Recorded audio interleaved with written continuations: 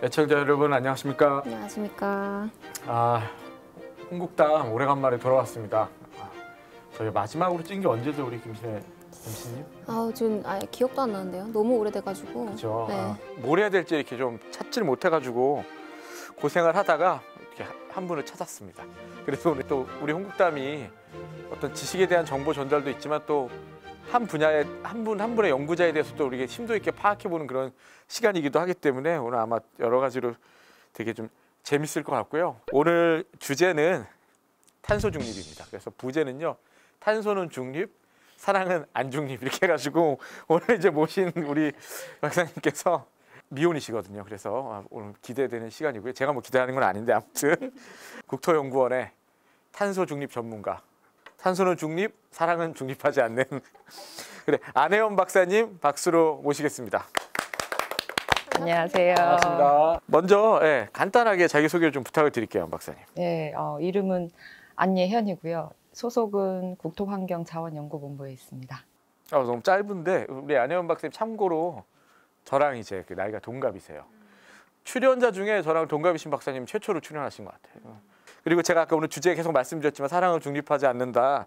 국토연구원의 대표적인 미혼 동시에 이제 미녀 박사님이십니다. 그래서 오늘 요 홍국담 계기를 통해서 보시는 많은 분들의 어떤 그런 안혜원 박사님 팬이 되셔갖고 종국에는 나중에 우리가 이제 뭐 사랑의 결실도 생중계할 수 있고 이랬으면 좋겠습니다. 아니 제가 이 제목에 처음에 동의하지 않았습니다. 내키하지 않았지만 그 이 한 몸 희생해서 좀 조회수를 높이고 탄소 중립을 알릴 수 있다면 탄소 중립 전문가라고 소개를 하셨는데 안혜영 박사님의 전공이 일단 뭔지 좀 궁금하고 탄소 중립이라는 연구를 왜 시작하게 됐는지 동기가 또 있으실 것 같아요. 우선 제가 탄소 중립 전문가라고 얘기하기는 살짝 부끄럽습니다. 네, 국토연구원에 있는 탄소 중립을 연구하는 사람 중에 한 사람 이 정도로 소개하시면 될 것 같고요. 저는 전공은 도시계획 전공했습니다. 그래서 뭐 석사 때는 좀 전통적인 도시계획, 그래서 뭐 도시 재생이라던가 도심 재개발, 뭐 토지 이용 관련된 뭐 그런 쪽 연구도 하고 했고, 이제 박사 때는 국제개발 계획이라고 해서 좀 그 보편적이지 않은 그런 좀 전공을 했습니다. 그래서 국제개발 계획 같은 경우에는 그 개도국 도시개발, 뭐 지역개발과 관련돼서 좀 문제점이라던가 과제 같은 것들에 대한 어떤 그 해결 해법 등을 연구하는 그런 학문 분야라고 생각하시면 되고요. 박사 때는 그래서 이제 개도국 관련된 연구 많이 수행했고, 이후에는 이제 포닥을 가서 포닥에서는 공공정책과 관련돼서 약간 인프라 개발에서의 사업 관리, 특히 그 환경 영향 평가와 관련된 리스크 관리 쪽에 이제 연구, 미국 주정부에서 이제 주정부의 정책 연구 과제 많이 수행했고요. 이후에 그 글로벌 개발협력센터, 국토연구원 내 글로벌 개발협력센터로 입사를 했습니다. 그래서 그 글로벌 개발협력센터에서 국제개발협력 연구를 주로 했습니다. 그래서 국제개발협력 연구 같은 경우에는 국내의 뭐 국토정책, 도시정책과 관련돼서 이런 것들을 어떻게 개도국에게 전달할지, 그리고 개도국에 적용할지 이런 것들을 더 효과적으로 전달하는 것, 그런 것들을 연구하다 보니까 국내 정책을 많이 리뷰를 하게 됐고요. 그 국내 정책을 많이 리뷰하다 보니까 좀 더 국내 정책을 더 심도 있게 연구할 필요가 있겠다라는 그런 개인적인 한계점 뭐 이런 것들도 느끼고 해서 국토환경자원본부로 이제 부서 이동을 하게 되었고요. 아무래도 기후 위기가 가장 세계적으로 핫한 주제고 그러다 보니 대세를 따라 네, 환경 쪽 전문화 좀 더 심도 있게 연구하게 되었고, 그러다 보니까 탄소 중립을 많이 이제 다루게 되었습니다. 처음 시작은 이제 약간 개도국 쪽 이렇게 정책 관련 그쪽으로 이렇게 보시다가 사실 같은 방향이 저는 아니라고 느껴져요. 연구자가 아니다 보니까 아니라고 느껴지는데 그 연관성이 있는 부분인가요? 그렇죠. 그 기후변화와 관련된 정책과 그 국토도시 정책은 사실 뗄래야 뗄 수가 없습니다. 특히 이제 전 세계로 보게 되면 약간 기후 정의 관점에서 기후 그 변화에 대한 책임은 사실 선진국에 있고 그 피해는 개도국이 더 많이 받는 구조거든요. 국제개발 협력을 얘기를 하면서 이 기후변화를 떼놓고 얘기를 할 수 없기 때문에 예, 그런 부분에서 좀 더 집중적으로 연구하고 싶다라는 생각이 있었습니다. 중립을 처음 이렇게 생각을 해보고 지식을 얻었던 게 제가 어릴 때 아주 공전의 히트를 쳤던 그 교육 만화가 있습니다. 먼 나라의 이웃나라라고 아세요 혹시? 이원복 교수님이 쓰신 먼 나라의 이웃나라 보면 거기가 스위스를 설명할 때 중립국이라고 설명을 하더라고요. 그래서 스위스가 중립국이고 그래서 어느 편도 들지 않는다 하면서 그냥 느낀 게 좀 박쥐 같다. 그러니까 뭔가 중립이 긍정적으로 전 다가오지 않는 거예요. 그러니까 뭐 어릴 때니까 공산당이면 공산당 아니면 아니지 뭐 이런 약간 좀 그래서 마음속으로는 진정한 중립이 있을까? 사람은 누구나 다 선호가 있고 뭔가 하고 싶은 게 있는데 그래서 저는 이제 중립에 대해서는 이렇게 뭐 불가능하다? 뭐 약간 이런 식으로 생각을 좀 해왔던 것 같고요. 우리 김신혜 MC는 중립이 뭐라고 생각을 하세요? 저는 그냥 뭐 간단하게 생각해서 어디에도 치우치지 않는 것. 그렇게. 너무 좀 사전적인 거 재미없다. 아니, 좀 얘기를 해봐. 뭐 어디 안 치우치는 거야? 반찬도 골고루 먹고 이러는 거? 그렇죠. 엄마 좋아, 아빠 좋아요? 누구 좋아? 중립. 아. 현명해야죠. 네, 사람이. 그렇게? 아빠도 보기 때문에 엄마도 보고. 하여튼 우리는 그렇게 생각을 하는데 중립은 뭐라고 생각해요? 중립 자체는? 중립, 탄소 중립 말고 그냥 중립. 생각해 본 적이 없네요. 네. 그냥 중립이라. 중립. 흐르는 대로 가는 거? 그럼 탄소 중립이라는 건 탄소를 그냥 흐르게 쭉 두는 거 아닙니까? 그러면은 지금 말씀하시는 거는? 아닙니다. 예, 개념적으로. 그러니까 이게 저는 잘 모르지만 이제 찾아보니까 탄소 중립이 제가 생각하는 그런 중립은 아닌 것 같더라고요. 그러니까 오늘 디테일하게 잘 설명을 해주실 텐데 아무튼 여러분 각자가 생각하는 중립에 대해서 한번 머릿속으로 떠올려 보시고요. 그걸 가지고 한번 오늘 또 탄소 중립 얘기를 들어보시는 것도 재밌을 것 같습니다. 네. 그래서 중립에 대해서는 정의를 딱 못 내려주시긴 하셨는데 그럼 탄소 중립에 대해서는 이제 정의를 내려주실 수 있을 것 같아요. 탄소 중립이라는 게 도대체 뭔가요? 탄소 중립을 얘기하기 전에 우선 탄소가 뭔지를 좀 말씀드리고 싶습니다. 그 탄소라고 일컫지만 사실은 이걸 온실가스를 총칭하는 단어라고 생각하시면 됩니다. 그 6대 온실가스라고 있거든요. 이런 그 온실가스들을 이산화탄소로 환산을 해서 탄소 환산 개수라고 해서 그걸로 환산을 해서 총량을 계산을 하게 됩니다. 그래서 온실가스가 탄소로 환산해서 총량이 나오기 때문에 탄소라고 얘기하지만 실제로는 온실가스인 거죠. 그래서 온실가스는 뭐냐? 온실가스는 이제 지구의 온실 효과를 일으키는 그 대기 중의 가스 물질이라고 생각하시면 되고요. 이런 온실가스가 기후 변화의 원인이 됩니다. 기후 변화는 이미 많은 분들이 알고 계셔서 더 좀 설명이 필요는 없지만 정확하게 좀 구체적인 수치를 들어서 좀 설명을 드리자면 1850년대 이후에 이제 10년 단위로 그 지구 표면 온도를 이제 분석을 합니다. 그렇게 봤을 때 지난 40년간 기후가 지속적으로 그 온난해졌습니다. 이거는 기후가 자연적으로 변동하는 범위를 넘어서서 통계적으로 유의미하게 변동이 있었다라고 보고 있고 이 변화를 기후 변화라고 얘기를 하는 거고요. 더워진 건가요, 그러면? 예, 계속 지속적으로 더워지고 있습니다. 더워지는 상태가 그냥 자연적인 변동을 넘어선 수준으로 기온이 상승하고 있다라고 보고 있는 거죠. 그래서 예를 들면 2020년부터 2010년까지 관측한 그 지구 표면 온도는 산업화 이전 대비해서 0.99도씨 증가했다라고 보고 2010년에서 2020년까지 표면 온도는 산업화 이전 대비해서 1.09도씨 증가했다라고 작년에 이제 발표가 됐습니다. 이런 수준은 이제 전례 없는 수준이고 이런 변동의 원인이 이제 온실가스다 이렇게 보고 있는 거죠. 아, 그래서 그러면은 탄소 중립은 사전적 의미로는 그 탄소 배출량이 순 배출량이 0이 되는 것을 이제 의미를 합니다. 인간의 생산과 소비 활동은 이제 온실가스를 배출하게 되어 있고 이러한 온실가스 배출량을 최대한으로 줄이고 그리고 남은 그 배출량 같은 경우에는 이제 흡수원이라던가 아니면 저장 기술을 통해서 모두 제거하게 되면 이제 순 배출량이 0이 될 수 있다라고 보고 이 상태 이제 탄소 중립이라고 얘기를 하는 거죠.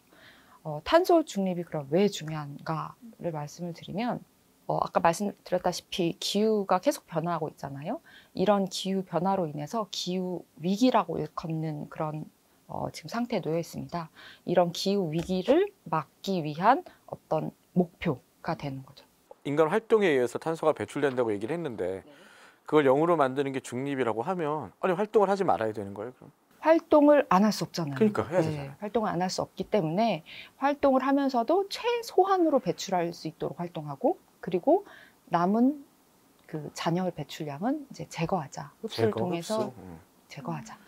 2014년에 IPCC 보고서에서 발표한 내용을 보면 그러니까 산업화 이전 대비해서 2도씨가 증가하게 되면 인류 생존에 이제 위협을 가할 정도의 수준이 된다라고 보고를 했고 그 보고서를 토대로 2015년에 다들 아시는 그 파리 기후변화 협약이 체결이 되었습니다. 이 파리 기후변화 협약 같은 경우에는 이제 전 세계 국가들이 당사국들이 모여서 그 온도 상승 폭을 1.5도씨 이내로 좀 억제되도록 함께 노력하자라고 합의를 한 거고요. 1.5도씨 이내로 상승하기 위해서는 그 지금 현재 배출되는 그 배출량을 대폭 줄여야만 하는 거죠. 예를 들어서 그 작년에 IPCC 6차 보고서가 발표가 됐는데 IPCC 6차 보고서 같은 경우에는 그 인위적인 배출량을 그 달리해서 5가지 그 시나리오로 그 기후의 변화를 예측을 했습니다. 그래서 그 기후변화 시나리오를 보면 그 모든 시나리오에서 사실 2040년이 되면 1.5도씨 상승에 도달하게 됩니다. 그래서 그러나 그 이후의 시나리오에서는 그 상승폭이 다 매우 달라지게 됩니다. 만약에 현재 배출을 지속하게 되면 2100년도에는 기후변화의 상승폭이 한 4.4도씨, 그러니까 레인지로 얘기를 하지만 예측량은 4.4도씨 정도 상승할 거라고 예측을 하고 있고 매우 낮은 배출의 시나리오에서만 1.5도씨 이내로 억제된다라고 보고 있습니다. 그래서 매우 낮은 배출이라고 하면 거의 우리가 말하는 탄소 중립, 순 배출량이 0이 되는 상태, 그 정도가 되어야만 1.5도씨 이내로 억제될 수 있고 그것을 위해서 이제 각 국가가 이런 기후위기 대응에 동참하겠다라고 그 의지를 표현하는 그런 선언적 목표가 탄소 중립이 되는 거죠. 미국은 빠졌죠, 트럼프 대통령이. 처음에는 빠졌죠. 들어왔나요, 다시? 예, 바이든 대통령이 되면서 다시 들어왔습니다. 우리는 당연히 들어갔고. 예. 200여 개국이 다 그 파리 기후변화 협약에 사인을 했고 그 파리 기후변화 협약에 그래서 주요한 내용 중에 하나가 그 선진국이 배출에 대한 책임을 많이 지겠다. 그래서 그로 인해 피해를 보는 개도국에게 많이 지원을 하겠다라는 그 내용이 파리 기후변화 협약에 있습니다. 지금 말씀하신 탄소 중립의 개념을 생각을 해보면 탄소 중립이라는 것들은 인간의 활동이랑 되게 많이 관련이 있는 것 같아요. 계속 움직이고 이렇게. 근데 우리 연구원에서 하는 것들은 고정되어 있는 국토나 도시나 공간 이렇게 좀 움직이지 않는 것들을 대상으로 계획도 하고 연구를 하는 건데 말씀드리면 도대체 국토, 도시, 공간 이런 차원에서 탄소 중립이 얼마나 중요하고 의미가 있는지 한번 그것들이 제일 와닿지 않아서 한번 좀 말씀 부탁드리겠습니다. 우선 그 공간이라는 그 얘기를 좀 하고 싶은데요. 공간이 일종의 그 탄소 중립 목표의 단위가 될 수 있을 것 같습니다. 그래서 이건 개인적인 의견이라는 거를 이제 이거 다 개인적인 의견이에요. 이거 공식적인 거 하나도 없습니다. 다 개인적인 거예요. 여기. 하나의 그 세대 호 안에서도 탄소 중립을 이룰 수 있고 그 호들이 모여서 이제 건물 단위에서도 탄소 중립을 추구할 수 있고 이제 목표 단위인 거죠. 그 다음에 마을 단위에서도 탄소 중립을 추구할 수 있고 도시 단위에서도 추구할 수 있고 국토 단위에서도 추구할 수가 있게 되겠죠. 이런 공간 단위들이 중첩을 이루면서 더 많은 그 여러 수단들이 복합적으로 적용을 할 수 있게 됩니다. 그렇게 이제 많은 수단들이 복합적으로 적용이 될 때 뭐 여러 가지 제약 요건을 극복할 수도 있고 그리고 서로 시너지 효과를 일으켜서 더 그 탄소 배출에 대한 효과성이 높아질 수도 있는 거죠. 도시의 중요성에 대해서 우선 좀 말씀을 드리고 싶습니다. 그래서 왜 탄소 중립에 있어서 도시가 중요한가를 봤을 때는 도시는 이제 전 세계 면적의 한 3%를 차지합니다. 그 3% 안에 60%의 이제 전 세계 인구의 60%가 살고 있고요. 전 세계 에너지 소비의 70%, 약 70%, 전 세계 탄소 배출의 약 70%가 도시에서 발생한다고 보고 있습니다. 그리고 계속 도시화가 진행되고 있기 때문에 이 비율은 계속 늘어날 거라고 이제 전망이 되고 있습니다. 이런 인위적인 배출을 감축하기 위해서는 도시에서의 그 탄소를 감축하는 것이 가장 효과적이 될 수가 있는 거죠. 그래서 두 번째는 결국에는 이 탄소 중립이란 것은 인간의 생활 양식이 변화하지 않으면 달성하기 어려운 목표입니다. 그런데 이런 인간의 생활 양식은 사실 도시 환경에서 만들어지는 게 되게 많거든요. 그래서 도시 환경을 다뤄서 인간 생활 양식을 바꾸고 그래야지만 이제 탄소 중립에 도달할 수 있다. 그렇기 때문에 도시가 중요하다라고 말씀드릴 수 있을 것 같습니다. 그러면 여기 뭐 미리 드리지 않는 질문이긴 한데 탄소 중립이 배출하는 걸 줄이거나 혹은 흡수를 늘리는 건데 줄이는 거랑 흡수하는 것 중에 어느 게 더 중요한 겁니까 그러면? 사실은 배출을 줄이는 게 더 중요합니다. 흡수하는 것보다는? 예. 이유가 뭐 흡수에 한계가 있나요? 예, 그 흡수 같은 경우는 사실 지금 흡수원이라고 할 수 있는 것들이 산림도 있고 뭐 토양도 있고 뭐 그 갯벌 뭐 이런 해양 뭐 그런 것들이 있지만 그 흡수에는 한계가 있습니다. 그래서 배출 감축이 훨씬 더 효율적일 수 있습니다. 예. 그럼 좀 더 구체적으로 우리 국토 도시 분야에서 탄소 중립을 위해서 무엇을 해야 되는지를 뭐 일반적인 차원 그리고 본인이 생각했을 때 좀 중요한 거 뭐 이렇게 좀 위주로 쭉 이렇게 답 만들어 오신 거 좀 풍성하게 답변을 부탁을 드리겠습니다. 네.